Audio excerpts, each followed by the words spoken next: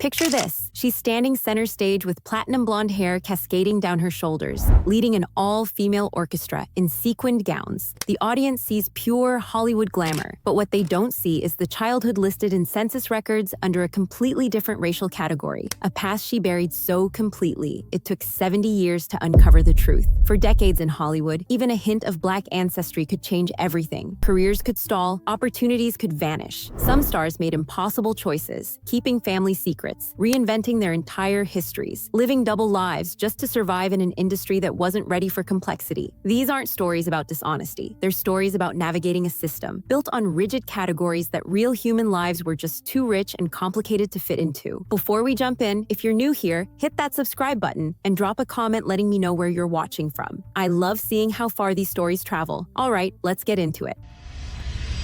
So that glamorous bandleader I just mentioned, that's Ina Ray Hutton, and her story is absolutely fascinating. In the 1930s and 40s, she was everywhere. A number written especially for our orchestra.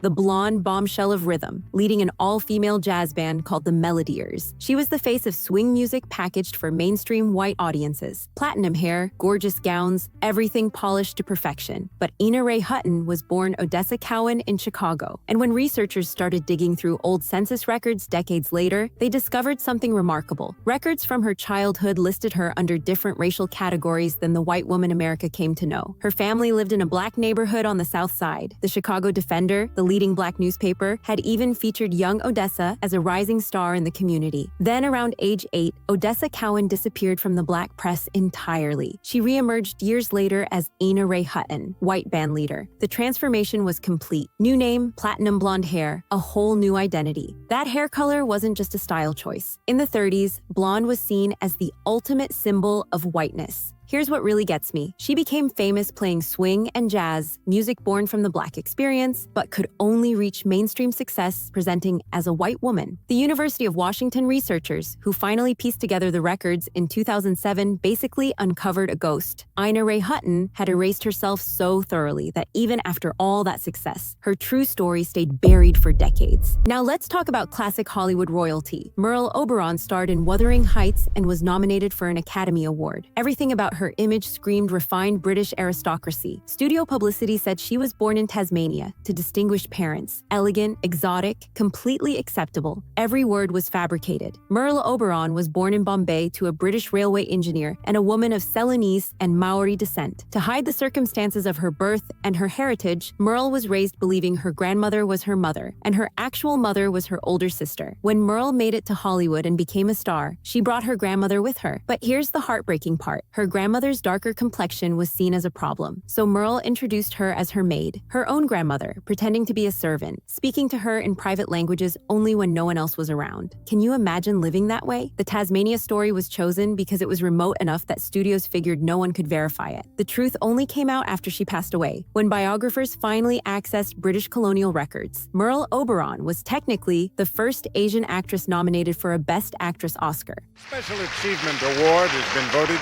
and to present it, a lady whose beauty is not only a legend, but a reality. Merle Oberon. But that milestone went completely unrecognized because survival required complete erasure. This one really stayed with me. Carol Channing was Broadway royalty for generations. Hello, Dolly made her a household name. From the one and only Miss Carol Channing, and hello, Dolly. Hello, Harry. That platinum blonde hair, that unforgettable voice, that sparkle. She was the definition of an American icon, and she maintained that image for more than 80 years. Carol finally revealed her secret in 2002 when she published her memoir at age 81. Her father was a mixed-race man of African American and German descent. Records later confirmed he'd been listed under different racial categories in census documents before moving west and establishing a new identity. But here's what breaks my heart about this story. Carol learned the truth when she was only 16, right before college. Her mother sat her down for a serious conversation, and instead of framing it as something beautiful, something to be proud of, her mother told her as a warning. She said Carol needed to know because of genetics, meaning she could potentially have a child who didn't look like her someday. Imagine being 16 and receiving that information framed as something to worry about instead of a gift of heritage. Carol kept that secret for 65 years. She said later that every time she danced or sang, she felt that connection and was secretly proud. But she couldn't say it out loud, not in an era when it could have ended everything. When she finally shared it at 81, there was this sense of relief in her words. If you're finding these stories as powerful as I am, please hit that subscribe button. We're just getting started. Let me tell you about someone who absolutely dominated in spaces she wasn't supposed to even enter. Belle de Costa Greene was the personal librarian to J.P. Morgan, one of the wealthiest, most powerful men in America. She managed one of the world's most prestigious rare book collections. She traveled to Europe, outbidding wealthy collectors for Shakespeare folios and Gutenberg Bibles. When people asked about her complexion, she said she was Portuguese. The da Costa in her name seemed to confirm it. But Belle was born Belle Marion Greener. Her father was Richard Theodore Greener, the first African-American graduate of Harvard University and a distinguished scholar. After her parents separated, her mother changed the family surname and moved to New York to navigate the world as white. The Portuguese ancestry was completely made up, a cover story that explained away any features that might raise questions. Belle could never publicly acknowledge her famous father without exposing everything. Before she passed away, Belle burned most of her personal papers, one final act of protecting the narrative she'd built. The beautiful irony: a black woman was the smartest person in rooms full of wealthy elites, and they never knew it. She didn't just survive in that world, she absolutely dominated it. This story breaks my heart because it's about two sisters who took completely opposite paths. Vivian Dandridge was the older sister of the legendary Dorothy Dandridge. In the 1930s and 40s, they performed together as the Dandridge sisters, singing and dancing at the Cotton Club, appearing in films. They were both incredibly talented, but as Dorothy's star began to rise, Vivian's career stalled. The limited opportunities being in the shadow of her sister's fame, it all became too much. In the 1950s, Vivian made a choice that shocked everyone. She disappeared. She cut all ties with her family, moved to Seattle, and adopted a completely new identity, Marina Roselle. Under that name, she navigated the world as a white woman, married, and lived in total seclusion from her old life. The disappearance was so complete that when Dorothy passed away in 1965, Vivian didn't attend. Nobody even knew where she was. It wasn't until 1991, shortly before Vivian's own passing, that author Donald Bogle finally tracked her down. By then, she'd been living as Marina Roselle for nearly 40 years. What makes this so tragic is the contrast between the sisters. Dorothy tried to succeed as a black woman in Hollywood and was ultimately broken by the industry's limitations. Vivian chose the escape route, erasing herself entirely. Both paths were devastating. Both women deserve so much more. This is a story about someone who made the opposite choice and paid a real price for it. Fredi Washington was a stunning actress in the 1930s with light skin, blue-gray eyes, and extraordinary talent. Her most famous role was in Imitation of Life in 1934, where she played a woman who chose to pass as white. The role was considered perfect for her because she looked the part. But here's what made Fredi remarkable. Studio executives came to her with an offer. They told her they could make her a bigger star than anyone. Bigger than Greta Garbo, bigger than Joan Crawford. All she had to do was pass as white or claim French heritage. They'd take care of the rest. Fredi looked them in the eye and said no. She told them, "I don't want to pass because I can't stand insincerities and shams. I am proud of my race." She refused every offer to hide her identity, and because of that choice, her career basically ended. Hollywood didn't have space for a light-skinned black actress who wouldn't play maids but couldn't be cast opposite white leading men. So Fredi turned to activism instead. She co-founded the Negro Actors Guild to fight for better roles and opportunities for black performers. She became a journalist. Years later, she said, "I've spent most of my life trying to prove to those who think otherwise that I am a person of worth." Fredi's story is about the cost of integrity in an industry that punished honesty. This story has stayed with me because it's so layered. Philippa Schuyler was a child prodigy in the 1930s and 40s. She was a concert pianist and composer with genius-level intelligence. She performed for world leaders. The Black community celebrated her as proof of extraordinary possibility. But Philippa wasn't just a gifted child. Her mother, a wealthy white woman, believed in something she called hybrid vigor, this theory that mixing races would create superior children. children. Philippa was raised on a strict diet, monitored constantly, and essentially treated as proof of this idea. Philippa was genuinely talented, but she was also carrying enormous pressure. As she got older and faced racism in classical music, she started rejecting her Black identity. She began touring under different names, claiming to be from Spain or Latin America, anything to escape being pigeonholed. She was searching desperately for an identity that would let her just be a musician, not a symbol. In 1967, while working as a foreign correspondent, Philippa was in an accident. She was only 36 years old, still searching for a place where she could be fully herself. Her story shows that the pressure around racial identity didn't just come from studios or society. Sometimes it came from family with the best intentions, but the wrong approach. Let's shift to someone more modern. Mariah Carey absolutely dominated the 1990s, that 5-octave voice, those #1 hits. But what a lot of people don't realize is how much the industry tried to control her image early on. Mariah's father was of African American and Venezuelan descent. Her mother was white and Irish. But when she first signed with Columbia Records, there was a deliberate effort to present her as ambiguous. Album covers from her early years show very careful lighting. Her natural curls were often straightened into flowing waves. The goal was to create an image that felt safe and universal to the widest possible audience. Mariah herself has talked about this. She said that early in her career, she felt pressure to downplay certain parts of her heritage. It wasn't until later, especially after she left that label and started working with hip-hop producers, that she felt free to fully embrace all of who she was. Today, she's very open about being a woman of color, but those early years show how recent these pressures really were. This was the 1990s, not the 1930s. If you grew up in the 80s, you definitely remember Flashdance. Jennifer Beals became an instant icon, the welder by day, dancer by night. That movie made her a household name, and for years, most people assumed she was white. Maybe Italian or Mediterranean because of her features, but generally just white. But Jennifer Beals is biracial. Her father was African American, and her mother was white and Irish. She's talked in interviews about how,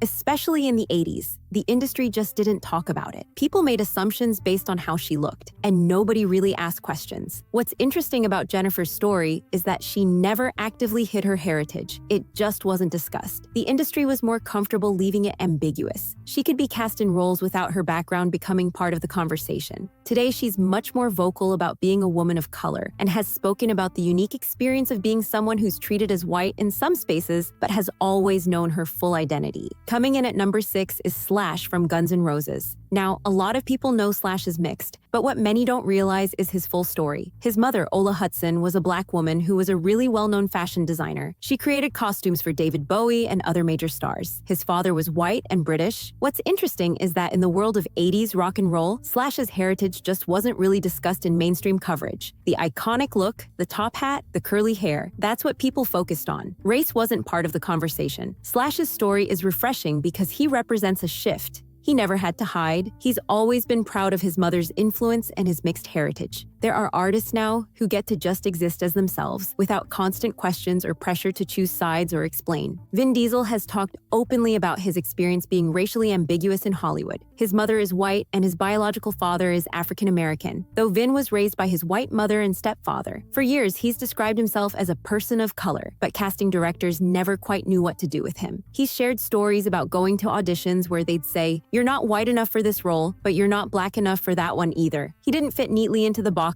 Hollywood had created. So instead of waiting around, Vin made a short film called Multifacial about exactly this struggle, about being an actor who's constantly asked to change his accent or manner depending on which ethnicity they wanted him to play that day. That short film caught Steven Spielberg's attention, which led to Vin getting cast in Saving Private Ryan. And eventually, Hollywood stopped trying to categorize him and just let him be Vin Diesel, action star. His story shows that even in recent decades, the pressure to fit specific categories was very real. This one surprises people all the time. Rashida Jones, from The Office, Parks and Recreation, is the daughter of music legend Quincy Jones, who is Black, and actress Peggy Lipton, who was white. Rashida looks a lot like her mother. So for years, especially early in her career, a lot of people just assumed she was white. Rashida herself has talked about the unique experience of being someone who's often perceived as white, but has a very famous Black father and a strong connection to that side of her heritage. She's talked about times when people would say things around her that they never would have said if they stayed known, or times when she'd mention her dad and see people's entire demeanor shift. Her story illustrates something really important, that assumptions based on appearance can be completely wrong, and that identity is about so much more than what people see at first glance. If you were into pop punk in the 2000s, you knew Fall Out Boy, and you probably knew Pete Wentz, the bassist with that signature straight hair. What a lot of fans didn't realize was that Pete is biracial. His mother is black and his father is white. During Fall Out Boy's peak years, Pete would straighten his naturally curly hair as part of his image. And while personal styling choices are just that, personal, Pete himself has talked about how it was tied to fitting a certain aesthetic in the pop punk world. Here's what really caught people's attention. In recent years, Pete began speaking up more openly about his background, and that's when a whole new generation of fans discovered his background for the first time. Social media basically exploded with people saying, "Wait, Pete Wentz is black?" It started important conversations about colorism and assumptions. Pete's talked about his Jamaican heritage and navigating between different communities growing up. His story shows these pressures didn't end decades ago. They were shaping choices well into the 2000s. This one really surprised people. Troian Bellisario played Spencer Hastings on Pretty Little Liars, a character who was basically the definition of wealthy white privilege. Prep school, country clubs, the whole package. Most viewers had no idea that Troian's mother is Deborah Pratt, a well-known African-American actress and producer. Troian has talked about this in interviews, especially during recent conversations about representation. She's acknowledged her white-passing privilege, the fact that she moves through the world being perceived as white, which gives her access and safety that darker-skinned family members don't have. What makes her story particularly interesting is that she was cast in a role that was culturally coded as extremely white. The show never addressed her heritage. She was just Spencer, the perfect blonde rich girl. It demonstrates how Hollywood was comfortable with Black ancestry only when it was completely invisible. And here we are at number 1. Wentworth Miller from Prison Break represents something really important: how recent these pressures have been. Wentworth has talked extensively about his early audition experiences in the early 2000s. He'd hear things like, "You're not white enough to be the lead," which is confusing when you look at him, because to most people, he presents as white. His father is mixed: African-American, Jamaican, German, and English. His mother is white with Russian, Swedish, French, Dutch, Syrian, and Lebanese ancestry. That's an incredibly rich, complex family tree. But when Prison Break became huge in 2005, most viewers had absolutely no idea. What makes Wentworth's story number 1 is how openly he's discussed the psychological impact. He's talked about seeing his own face on magazine covers, but not recognizing himself. The lighting and photo editing had been adjusted to make him appear more typically white. He's described it as standing in the middle of two worlds, with both sides sometimes trying to erase parts of him.